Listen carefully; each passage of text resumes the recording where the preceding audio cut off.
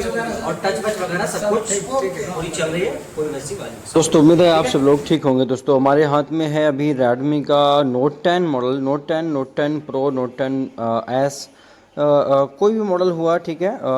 इन models में ज़्यादातर problem ये आती है, ये डेड हो जाते हैं या लोगों पे स्टक हो जाते हैं या रीस्टार्ट प्रॉब्लम आती है। तो नॉर्मली 99% इनकी प्रॉब्लम क्या है, ये सीपीयू से आती है। आप इसका डायरेक्ट सीपीयू रिवॉल्व करें, आपका फ़ोन क्या है ये चालू हो जाएगा।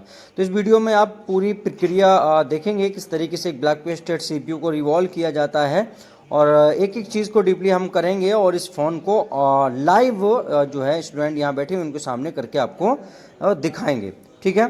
तो ब्लैक पेस्टर जिनको नहीं आता है वो वीडियो में बने रहें और पूरा देखें किस तरीके से जो है प्रक्रिया होती है। बाकी लोग क्या है क्लास ज्वाइन कर सकते हैं और बेसिक टू एडवांस सीख सकते हैं। ईद के 3 दिन बाद न्यू बैच स्टार्ट हो रहा है, यानी 10 तारीख से न्यू बैच स्टार्ट हो रहा है, तो आप ज्वाइन कर सकते हैं। आपने देखा कि हमने पहले क्या इसमें ब्लैक पेस्ट की जो है वो कटिंग की। अभी मैं यूज़ कर रहा हूँ क्योंकि 2008 मॉडल, और कटिंग करने के बाद मैंने क्या है सीपीयू को बाहर निकाल दिया है। नॉर्मली सिंपल आसान तरीके से सीपीयू हुआ या फिर एमएमसी हुई, जो भी हुआ, ब्लैक पेस्टेड हो या वाइट पेस्टेड, बस आपकी हैंड स्किल अच्छी होनी चाहिए। सिंपल तरीके से ये चीज़ें क्या है बाहर आ जाती है, कोई दिक्कत प्रॉब्लम वाली बात नहीं होती है, ठीक है। इसलिए मैं कहता हूँ जिनकी हैंड स्किल अच्छी नहीं है या जो काम नहीं कर पाते हैं 4G 5G फ़ोनों के ऊपर, ठीक है, सीपीयू रिवॉल्व नहीं कर पाते हैं, फॉल्ट फाइंडिंग नहीं कर पाते हैं, मल्टीमीटर यूज़ करना नहीं आता, डीसी सप्लाई की रीडिंग से कैसे फॉल्ट फाइंडिंग करनी है डायरेक्ट, ठीक है, वो कुछ भी नहीं आता है, फंस जाते हैं, प्रॉब्लम आती है, दूसरों की शॉप पे फ़ोन रिपेयर करने के लिए देना पड़ता है। ऐसे सभी भाइयों को चाहिए कि MNZ ज्वाइन करें। MNZ क्योंकि छोटी सी फ़ीस है, मात्र 15,000 रुपये की छोटी सी फ़ीस है यहाँ पे, और बेसिक टू एडवांस सभी कुछ आपको सिखाया जाता है। जहाँ पे पहले दिन से आपको कंपोनेंट की नॉलेज स्टार्ट की जाती है, कंपोनेंट से स्टार्ट होते हैं, वहीं उसी पहले दिन से ही आपकी क्या है हैंड स्किल भी स्टार्ट करा दी जाती है। इसीलिए क्या है यहाँ पे जो है वो पॉसिबल हो पाता है कि एक महीने में जो है हैंड स्किल बढ़िया हो जाए। नॉर्मल ज़्यादा से ज़्यादा 15-16 दिन में क्या है सभी स्टूडेंट परफेक्ट सीपीयू रिवॉल्व करने लगते हैं, और जो है फ़ोन को ऑन करने के लायक क्या है वो हैंड स्किल उनकी हो जाती है कि वो किसी भी फ़ोन का सीपीयू निकाल के रिवॉल्व करके और क्या है लगा के फ़ोन ऑन कर सकते हैं। और उसको जांचने के लिए, उसको परखने के लिए यहाँ पे क्या है स्टूडेंट को फ़ोन भी दिए जाते हैं ताकि अंदाज़ा लगाया जा सके कि हैंड स्किल किस लेवल पे पहुँची है। तो ये तो हैंड स्किल की बात हुई।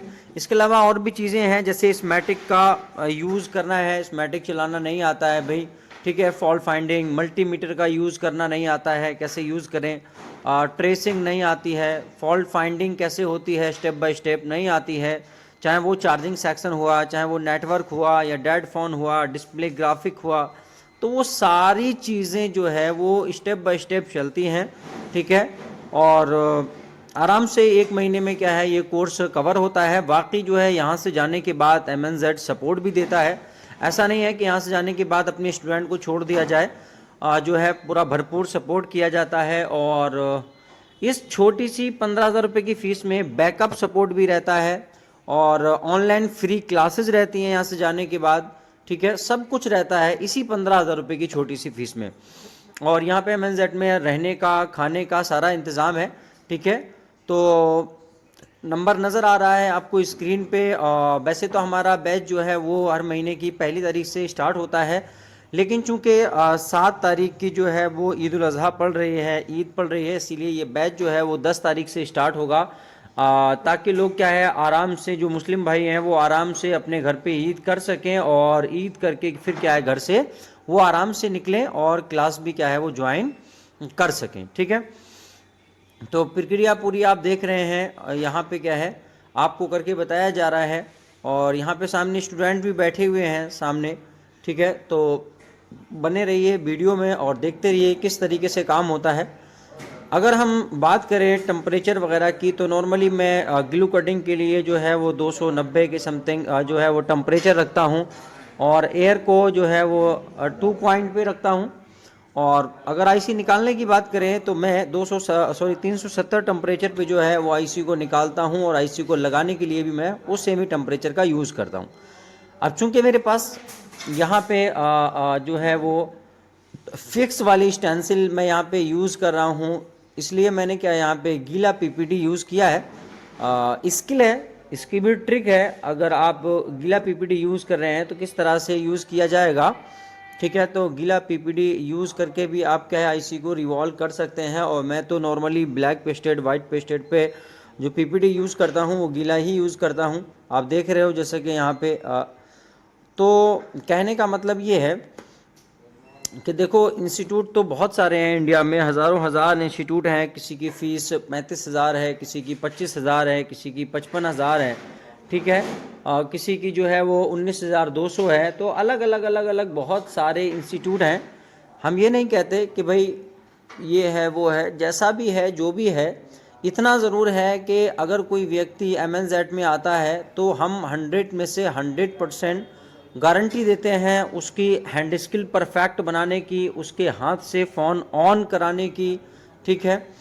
और जो है वो लाइफ टाइम सपोर्ट की भी, वो भी 15,000 रुपये में, इतनी छोटी फ़ीस में बताइए। जबकि लोगों की फ़ीसें 55,000 वगैरह हैं, इतनी ज़्यादा फ़ीसें हैं।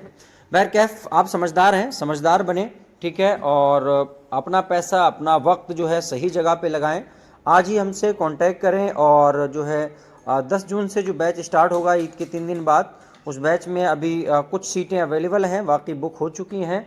टोटल हमारे पास 15 सीट्स अवेलेबल रहती हैं, ठीक है। 15 से ज़्यादा हम स्टूडेंट नहीं रखते हैं। आपने देखा होगा इंस्टीट्यूटों में 50-50 स्टूडेंट रहते हैं, एक बैच में 60-60 स्टूडेंट रहते हैं। तो वहाँ पे स्टूडेंट को क्या है, समय भी नहीं मिल पाता है, प्रैक्टिकल भी नहीं होता है, खाली थ्योरी पढ़ाई हो चले गए। तो MNZ में ऐसा नहीं है। ओनली 10 से 15 स्टूडेंट यहाँ पे रहते हैं और परफेक्ट एक स्टूडेंट के हाथ से पकड़ के क्या है जो है वो प्रैक्टिकल यहाँ पे बिठा के कराया जाता है, ताकि उनके हाथ चलें और वो काम कर सकें, ठीक है। तो पूरी प्रक्रिया आपने देखी किस तरीके से मैंने यहाँ पे क्या है आईसी को निकाला, किस तरीके से रिवॉल्व किया, किस तरीके से लगाया, ठीक है। सारी प्रक्रिया क्या है यहाँ पे आप देख रहे हो। और यहाँ पे स्टूडेंट भी बैठे हुए हैं, ठीक है। तो ये हमारा CPU क्या है अभी यहाँ पे परफेक्टली लग चुका है। अब हम देखेंगे फ़ोन किस कंडीशन में है, ऑन होता है कि नहीं होता है।